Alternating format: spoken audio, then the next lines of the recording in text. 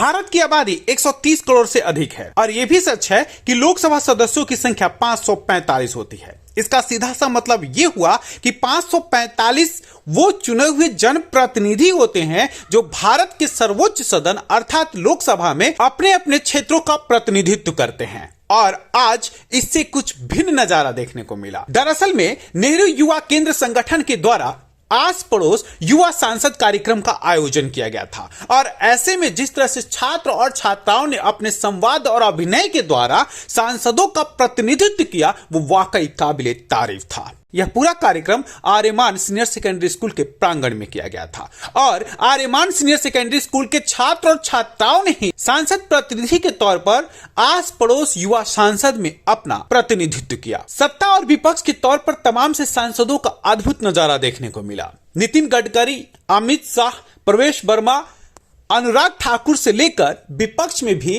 प्रियंका चतुर्वेदी, नवनीत राणा, राहुल गांधी, सोनिया गांधी का जलवा खूब देखने को मिला और सभी सांसदों ने अपने पसंदीदा नेता के तौर पर ही युवा संसद में अपने विचारों को रखा। इस मौके पर बतौर मुख्य अतिथि पहुंचे गुलाब सिंह यादव ने भी इन छात्रों के अभिनय और उनकी राजनीतिक कौशलता को देखकर उनकी जमकर तारीफ की। इस कार्यक्रम के दौरान टिचाऊ वार्ड की निगम पार्षद नीलम कृष्ण पहलवान, ईसापुर वार्ड से निगम पार्षद मीना तरुण यादव, पूर्व निगम पार्षद अंतिम गहलोत, टिचाऊ वार्ड के मंडल अध्यक्ष विक्रम तेहलान, आम आदमी पार्टी के founder member Naresh Sharma, Roshanpura ward से आम आदमी पार्टी के प्रत्याशी डॉक्टर संजय पराशर, सीए जसवंत रोहिल्ला, सैनिक इनक्लेव पार्ट 3 के आरडब्ल्यू प्रेसिडेंट रविंदर दहिया, प्रसिद्ध समाजसेवी सतीश शौकीन समेत वंदना कुमारी, सत्यदेव यादव समेत कई विशिष्ट अतिथि मौजूद हुए।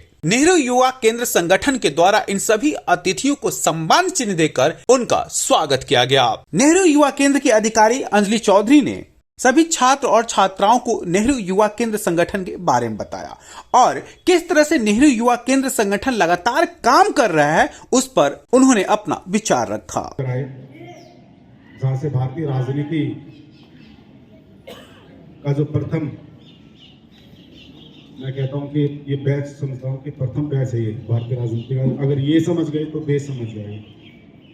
नेहरू युवा केंद्र समिति की तरफ से आयोजन किया जा रहा है। मैं सभी आयोजकों को सच में दिल से आभार व्यक्त करता हूं क्योंकि मैं खुद 8 साल से इस संसदीय प्रणाली का हिस्सा रहा हूं और दिल्ली के सबसे बड़े विधानसभा क्षेत्र से चुन के जनता ने मुझे दिल्ली विधानसभा में भेजा है।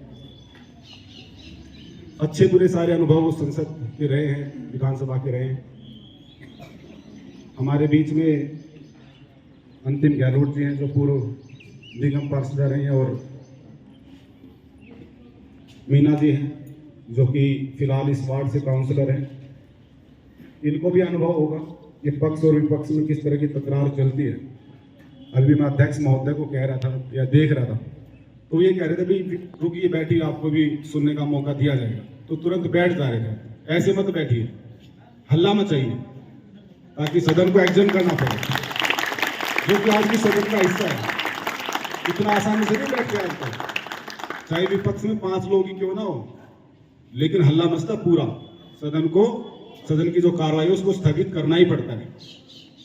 तो ये भी सीखना पड़ेगा आपको। अगर ऐसे कहते ही बैठ गए ना तो फिर आपकी बात सुनने वाला कोई नहीं है सदन के अंदर। इसलिए अपने हकों के लिए सड़क पे भी लड़ना पड़ेगा और संसद में भी लड़ना पड़ेगा।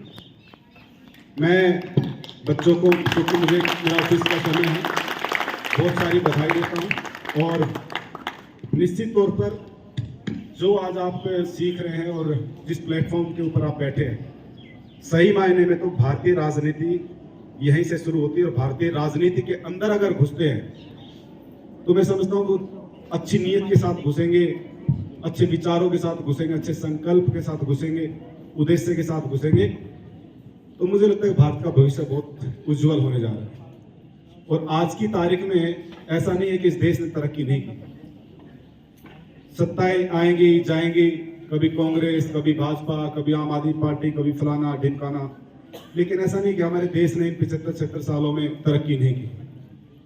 नीलम कृष्ण पहलवान और अंतिम गहलोत ने छात्र और छात्राओं को संबोधित करते हुए उन्हें इस बात का एहसास दिलाया कितना खूबसूरत और अनमोल है ये पल उनके लिए।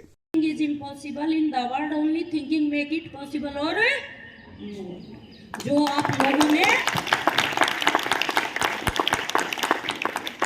दिमाग में बिठा लिया कि मुझे तो इस फील्ड में सक्सेस होना है, आपको कोई नहीं रोक सकता। और मैं उम्मीद करती हूँ कि जो आज का कार्यक्रम है राजनीति से रिलेटेड है, इसमें पक्ष और विपक्ष की कोई बात नहीं होती, समय समय की बात है। सबका मोटो होता है कि देश को विकास की तरफ लेकर जाना।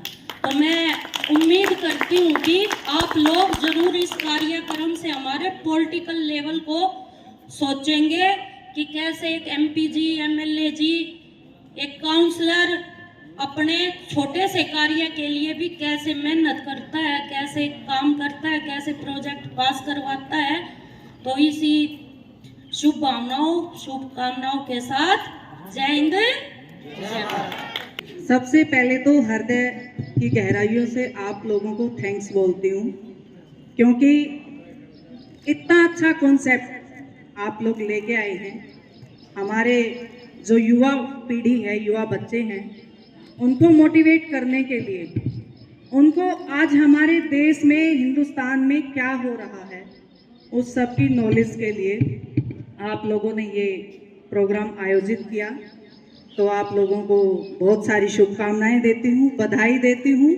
आप बधाई के पात्र हैं। इसमें कोई शक नहीं कि युवा वर्गों में एक खास उत्साह और ऊर्जा का संचार होता है और इन्हीं उत्साह और ऊर्जा को सही दिशा में प्रयोगात्मक तौर पर इस्तेमाल किया जाए तो वो व्यक्ति बेहतर जरूर हो सकता है। नेहरू युवा केंद्र संगठन के द्वारा यही कोशिश की जा रही है कि युवा वर्गों को एक सही रास्ता दिखाया जाए। इसी संदर्भ में ऐसे कार्यक्रमों का आयोजन भी किया जा रहा है। डेली ब्रेकिंग के लिए अनुज मिश्रा की रिपोर्ट।